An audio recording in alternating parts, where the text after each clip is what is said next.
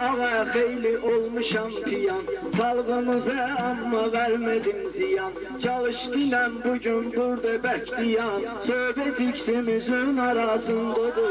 Meclis əcəb zövqü səfasındadır, meclis əcəb zövqü səfasındadır. Meclis əcəb mənim də dövranım var, bir görgünən nə cür güzaranım var.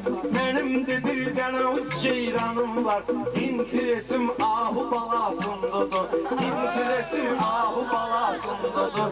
Meclis hələ zövqü Səfasındadır, meclis hələ zövqü səfasındadır.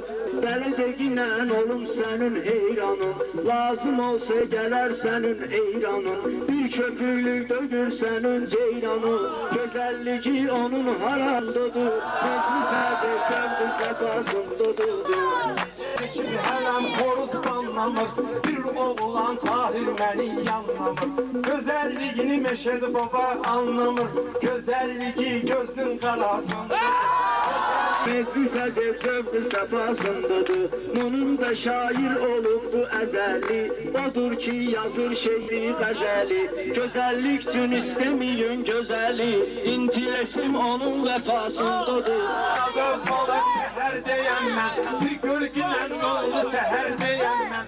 Fırlanıram kərim şəhər deyəm mən, adam da var saman kayasındadır.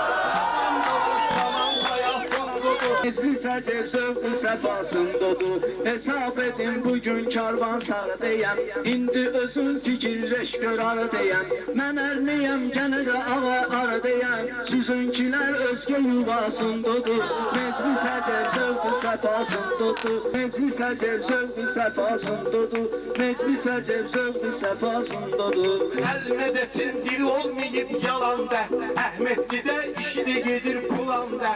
O işləyir sən orasın restoranda, Əhmədlinin bu yer harasındadır, Əhmədlinin o yer harasındadır. Meclisimiz zövqü səfasındadır, meclisimiz zövqü Səfasındadır, meclis əcəb zövqü səfasındadır, meclis əcəb zövqü səfasındadır. Şükr elə ki bugün səni çatmıram, burada sənə ağa qarı yatmıram. Axtarıram kənddə bunun tapmıram, bilmək olur kimin harasındadır. Ölmeliyəm bu fani dünyadayım, ölmeliyəm bu fani devrandayım. Yalan deyir hər gecə meydandayım, belələri sıçan yuvasındadır, belələri sıçan yuvasındadır. Öz aramızdı qabağımdan yiyirsən, bir kəlmə ilə sən məndən inciyirsən. Mənim dediyim sözün öş deyirsən, İntiresim ağıl duasındadır, meclis əcəb zövqü səfasındadır. Qurtarmadın ay ağa qəddarlığı, istəməklə övrətdiyi varlığı. Bunun vardı lafıza oşqarlığı, əlləri kərimin xınasındadır, meclis əcəb zövqü. Söz deyərəm vardı bir dilləkərlə, doğrudandı sözündə hər degərlə. Deynən görüm bizim Bakı şəhərlə, doğrudandı bizim Bakı şəhərlə.